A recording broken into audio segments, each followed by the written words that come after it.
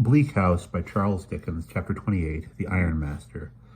Sir Leicester Dedlock has got the better, for the time being, of the family gout, and is once more, in a literal, no less than a figurative point of view, upon his legs. He is at his place in Lincolnshire, but the waters are out again, in the low-lying grounds, and the cold and damp steal into Chesney Wold, though well defended, and eke into Sir Leicester's bones. The blazing fires of faggot and coal that blaze upon the broad, wide hearths do not exclude the enemy. The hot water pipes that trail themselves all over the house, the cushioned doors and windows, the screens and curtains, fail to supply the fire's deficiencies. Hence the fashionable intelligence proclaims one morning to the listening earth that Lady Dedlock is expected shortly to return to town for a few weeks. It is a melancholy truth that even great men have their poor relations. Indeed, great men have often more than their fair share of poor relations, inasmuch as very red blood of the superior quality, like inferior blood unlawfully shed, will cry aloud and will be heard.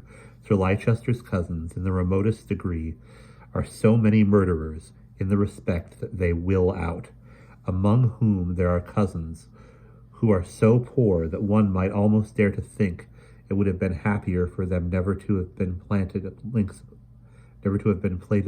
upon the Dedlock chain of gold, but to have been made of common iron at first, and done base service. Service, however, with a few limited reservations, genteel but not profitable, they may do, being of the Dedlock dignity. So they visit their richer cousins, and get into debt when they can, and live but shabbily when they can't, and find the women no husbands, and the men no wives, and ride in borrowed carriages, and sit at feasts that are never of their own making, and so go through high life.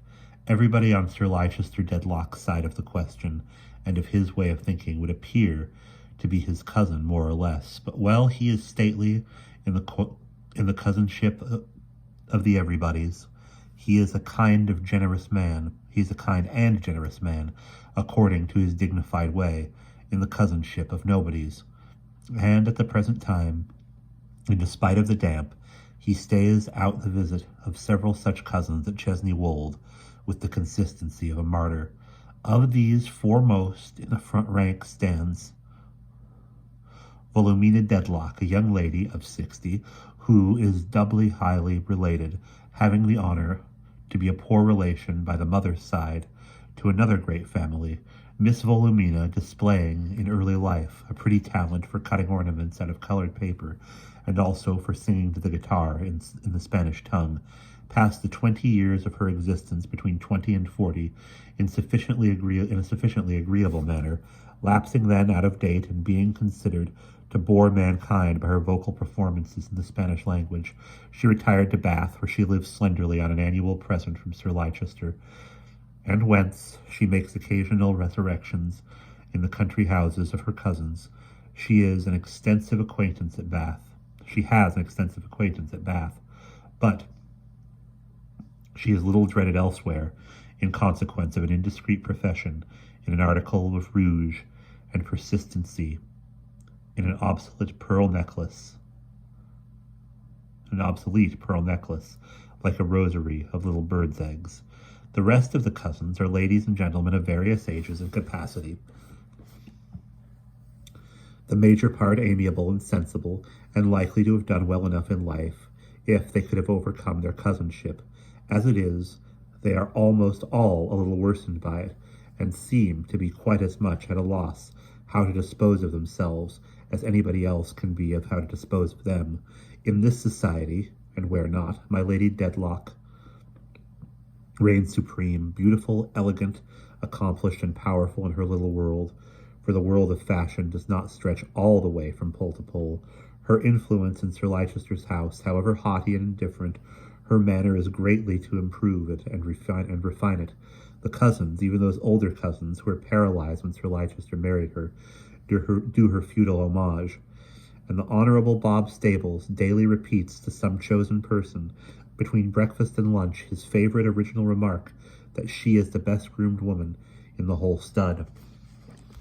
Such guests in the long drawing-room at Chesney Wold this dismal night, when the step on the Ghost's Walk, inaudible here, however, might be a step of a deceased cousin shut out in the cold. It is near bedtime. Bedroom fires blaze brightly all over the house. Bedroom candlesticks bristle on the distant table by the door, and cousins yawn on ottomans, cousins at the piano, cousins at the soda water tray, cousins rising from the card table, cousins gathered round the fire, standing on one side of his own peculiar fire, for there are two, Sir Leicester, on the opposite side of a broad hearth, my lady at her table, Volumina as one of the more privileged cousins, in a luxurious chair between them, Sir Leicester glancing with magnificent displeasure at the rogue and the pearl necklace. I occasionally meet on my staircase here, drawls Volumina, one of the prettiest girls, I think, I ever saw in my life. A protégé of my lady's, observed Sir Leicester. I thought so. I felt sure that some uncommon eye must have picked that girl out. She really is a marvel. A dolly sort of beauty, perhaps, says Miss Volumina, reserving her own sort, but in its way perfect. Such bloom I never saw. Indeed, remarks my lady languidly. If there is any uncommon eye in the case, it is Mrs. Rouncewell's, and not mine. Rosa is her discovery. Your maid, I suppose? No, my anything, pet, secretary, messenger, I don't know what. You like to have her about you as you would like to have a flower, or a bird, or a picture, or a poodle. No, not a poodle, though, or anything else that was equally pretty, says Volumina, sympathizing. Yes, how charming now, and how well that delightful old soul Mrs. Rouncewell is looking. She must be an immense age, and yet she is active and handsome. She is the dearest friend I have, positively. Sir Leicester feels it to be right and fitting that the housekeeper of Chesney Wold should be a remarkable person. Apart from that, he has a real regard for Mrs. Rouncewell, and likes to hear her praised, so he says, You are right, Volumina. She has no daughter of her own, has she? Mrs. Rouncewell? No, Volumina. She has a son. Indeed, she had two, and it is a remarkable example of the confusion into which the present age has fallen, of the obliteration of landmarks, the opening of floodgates, and the uprooting of distinctions, says Sir Leicester with stately gloom, that I have been informed by Mr. Tulkinghorn that Mrs. Rouncewell's son has been invited to go to Parliament. Miss Volumina utters a little sharp scream. Yes, indeed, repeats Sir Leicester, into Parliament. I never heard of such a thing. Good gracious, what is the man? Exclaimed Volumina. He is called, I believe, an ironmaster. Sir Leicester says it slowly, and with gravity and doubt, as not being sure that he is called a lead mistress, or that the right word may be some other word expressive of some other relationship to some other metal. He has declined the proposal, if my information from Mr. Tulkinghorn is correct, as I have no doubt it is. Mr. Tulkinghorn being always correct and exact, still, says Sir Leicester,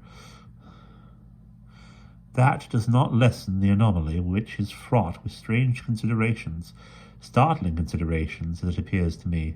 Miss Volumina rising with a look of candlestick wards. Miss Volumina rising with a look candlestick wards. Sir Leicester politely performs the grand tour of the drawing-room, brings one, and lights it at my lady's shaded lamp. I must beg you, my lady, he says while doing so, to remain a few moments, for this individual of whom I speak arrived this evening shortly before dinner and requested, in a very becoming note, Sir Leicester, with his habitual regard to truth, dwells upon it, I am bound to say, in a very becoming and well-expressed note, the favour of a short interview with yourself and myself on the subject of this young girl, as it appeared that he wished to depart tonight. I replied that we would see him before retiring. Miss Volumina takes flight, wishing her hosts well rid of the, what is it, ironmaster? The other cousins soon disperse. To the last cousin there, Sir Leicester rings the bell. Make my compliments to Mr. Rouncewell in the housekeeper's apartments, and say I can receive him now. My lady, who has heard all this with slight attention, outwardly looks toward Mr. Rouncewell as he comes in. He is a little over 50, perhaps of a good figure, like his mother, and has a clear voice, a broad forehead, from which his dark hair has retired, and a shrewd though open face. He was a responsible-looking gentleman, dressed in black, portly enough, but strong and active. He has a perfectly natural and easy air, and is not the least embarrassed by the great presence into which he comes. Sir Leicester and Lady Dedlock, I have already apologized for intruding on you. I cannot do better than to be very brief. I thank you, Sir Leicester. The head of the Dedlocks has motioned toward a sofa between himself and my lady. Mr. Rouncewell quietly takes his seat there. In these busy times, when so many great undertakings are in progress, people like myself have so many workmen in so many places that we are always on the flight. Sir Leicester is content enough that the ironmaster should feel that there is no hurry there in the ancient house, rooted in the quiet park, where the ivy and the moss have had time to mature, and where the sundial on the terrace has dumbly recorded for centuries that time, which was as much the property of every Dedlock while he lasted, as the house and lands. Sir Leicester sits down in an easy chair opposite his repose, opposing his repose, and that of Chesney Wold, to the restless flights of ironmasters. Lady Dedlock has been so kind, proceeds Mr. Rouncewell with a respectful glance and a bow that way, as to place near her a young beauty of the name of Rosa. Now my son has fallen in love with Rosa, and has asked my consent to his proposing marriage to her, and to their becoming engaged if she will take him, which I suppose she will. I have never seen Rosa until today, but I have some confidence in my son's good sense. Even in love, I find her what he represents her, to the best of my judgment, and my mother speaks of her with great commendation. She in all respects deserves it, says my lady. I am happy, Lady Dedlock, that you say so. I need not comment on the value to me of your kind opinion of her. That, observes Sir Leicester, for he thinks the ironmaster a little too glib, must be quite unnecessary. Quite unnecessary, Sir Leicester. Now my son is a very young man, and Rosa is a very young woman. As I make my way, so my son must make his, and his being married at present is out of the question. But supposing I gave my consent to his engaging himself to this pretty girl, if this pretty girl will engage herself to him, I think it a piece of candour to say at once, I am sure, Sir Leicester and Lady Dedlock, you will understand and excuse me, I should make it a condition that she did not remain at Chesney Wold. Therefore, before communicating further with my son, I take the liberty of saying that if her removal would be in any way inconvenient or objectionable, I will hold the matter over with him for any reasonable time, and leave it precisely where it is. Not remain at Chesney Wold? Make it a condition? All Sir Leicester's old misgivings relative to the people in the iron districts, who do nothing but turn out by torchlight, come in a shower upon his head, the fine grey hair of which, as well as his whiskers, actually stirs with indignation. Am I to understand, sir, says Sir Leicester, and is my lady to understand? He brings her in thus specially, first as a point of gallantry, and next as a point of prudence, having great reliance on her sense. Am I to understand, Mr. Rouncewell, and is my lady to understand, sir, that you consider this young woman too good for Chesney Wold, or likely to be injured by remaining here? Certainly not, Mr. Leicester. Certainly not, Sir Leicester. I am glad to hear it, says Sir Leicester, very lofty indeed. Pray, Mr. Rouncewell, says my lady, warning Sir Leicester off with the slightest gesture of her pretty hand, as if he were a fly, explain to me what you mean. Willingly, Lady Dedlock. There is nothing I could desire more. I am the son of your housekeeper, Lady Dedlock, and passed my childhood about this house. My mother has lived here half a century and will die here, I have no doubt. She is one of those examples, perhaps as good a one as there is, of love and attachment and fidelity in such a station which England may well be proud of, but of which no order can appropriate the whole pride or the whole merit, because such an instance bespeaks high worth on two sides, on the great side assuredly, on the small one no less assuredly. Sir Leicester snorts a little to hear the law laid down this way, but in his honour and his love of truth he freely, though silently, admits the justice of the ironmaster's proposition. Pardon me for saying what is so obvious, but I wouldn't have it hastily supposed, with the least turn of his eyes towards Sir Leicester, that I am ashamed of my mother's position here, or wanting in all just respect for Chesney Wold and the family. I certainly have desired, Lady Dedlock, that my mother should retire after so many years, and end her days with me. But as I have found that to sever this strong bond would be to break her heart, I have long abandoned that idea. Sir Leicester, very magnificent again at this notion of Mrs. Rouncewell being spirited off from her natural home to end her days with an ironmaster. I have been, proceeds the visitor, in a modest, clear way, an apprentice and a workman. I have lived on workmen's wages years and years, and beyond a certain point have had to educate myself. My wife was a foreman's daughter, and plainly brought up. We have 3 daughters besides this son of whom I have spoken, and being fortunately able to give them greater advantages than we have had ourselves, we have educated them well, very well. It has been one of our great cares and pleasures to make them worthy of any station. A little boastfulness in his fatherly tone here, as he added in his heart, even of the Chesney Wold station, not a little more magnificent, therefore, on the part of Sir Leicester. All this is so frequent, Lady Dedlock, where I live, and among the class to which I belong, that what would be generally called unequal marriages are not of such rare occurrence with us as elsewhere. A son will sometimes make it known to his father that he has fallen in love, say, with a young woman in the factory. The father, who once worked in the factory himself, will be a little disappointed at first, very possibly. It may be that he had other views for his son. However, the chances are that, having ascended the young man to be of unblemished character, he will say to his son, I must be quite sure you are in earnest here. This is a serious matter for both of you. Therefore, I shall have this girl educated for 2 years, during which you will give me your word and honour to see her only so often, if at the expiration of that time, when she has so far profited by her advantages, as you may, upon a fair equality, you are both in the same mind, I will do my part to make you happy. I know of several cases such as I described, my lady. I think they indicate to me my own course now. Sir Leicester's magnificence explodes, calmly but terribly. Mr. Rouncewell, says Mr. Leicester, with his right hand in the breast of his blue coat, the attitude of state in which he is painted in the galley. Do you draw a parallel between Chesney Wold and here he resists a disposition to choke, a factory? I need not reply, Sir Leicester, that the two places are very different, but for the purposes of this case, I think a parallel may be justly drawn between them. Sir Leicester directs his majestic glance down one side of the long drawing-room and up the other, before he can believe that he is awake.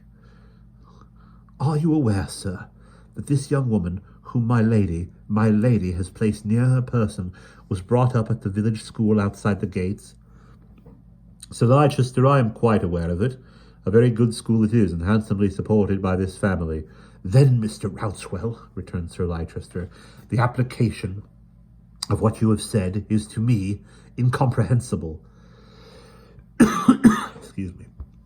Will it be more comprehensible, Sir Leicester, if I say, the ironmaster is reddening a little, that I do not regard the village school as teaching everything desirable to be known by my son's wife?